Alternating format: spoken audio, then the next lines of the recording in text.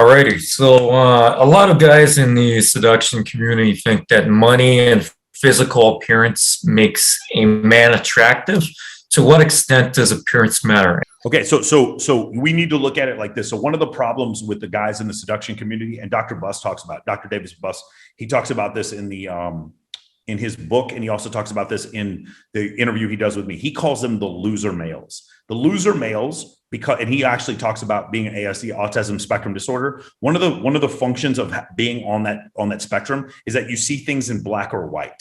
You see things in black or white. So, for instance, a lot of guys who would have from that place would think I hate day game. I don't hate day game. I just think that it's ancillary. A day game is 1% of what you need to be doing, and people treat it like it's 95% of what you need to be doing. So you need to understand that the world is not black or white. The world is a normal distribution. So go back and look up, if you need to pause the video and look up what a normal distribution or a bell curve is. The world works in a normal distribution. Does that make sense? Now, here's what happens. When you look at the way men are attracted to women, the normal distribution is very narrow. The term for that is positive kurtosis in statistics. Meaning, if we all looked at, if you guys have ever seen that New Balance commercial with Kim Kardashian that came out 10 years ago, she's just a 10. She's the hottest woman in the entire world. Everyone thinks she's hot. No one doesn't think she's hot. That woman is, we all raise our hand. Pull it up. Everybody wants to pull it up. New Balance commercial, Kim Kardashian. She is a fucking perfect 10, 10, 10, 10, 10. Perfect. Every man would say that woman, that she's fucking flawless in that commercial. So because of that, our expectations for what we find attractive as men is narrow. Women, what they find attractive is what's called negative kurtosis. So it's a much wider bell in the bell curve. So here is the guy with the face tattoos. Here is the guy with 2 master's degrees who parties in the Hamptons. Okay. Here is the tall, handsome bartender guy. Over here is the woman who likes the short Jewish guy who likes to yell at people and is really bossy. Here is the Asian woman who only dates black men. Here, do you guys see how they're all different?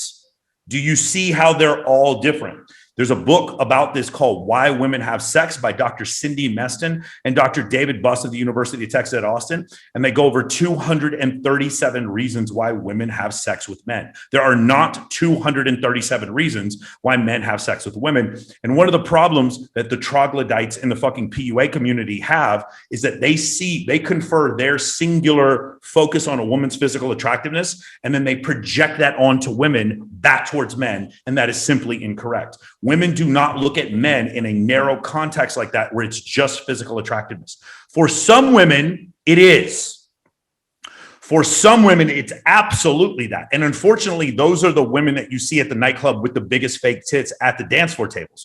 Those women are very much attracted to status and money. And so you start to confuse every pretty woman as being that way. And that is simply not the case. There's some women, guys, I'll be honest with you. Yes, there are some women who will only date men when they're tall, only date men who have gigantic penises, only date men who are fucking super rich. You're correct. Some women are like that. They're not all Liddy. Not every woman is like Liddy Morgana, okay? Somewhere, I'm fucking with you. But I'm not, right? I know Raj said, LOL Liddy. What I'm telling you is I have met women who like me specifically because I'm into Game of Thrones on my life.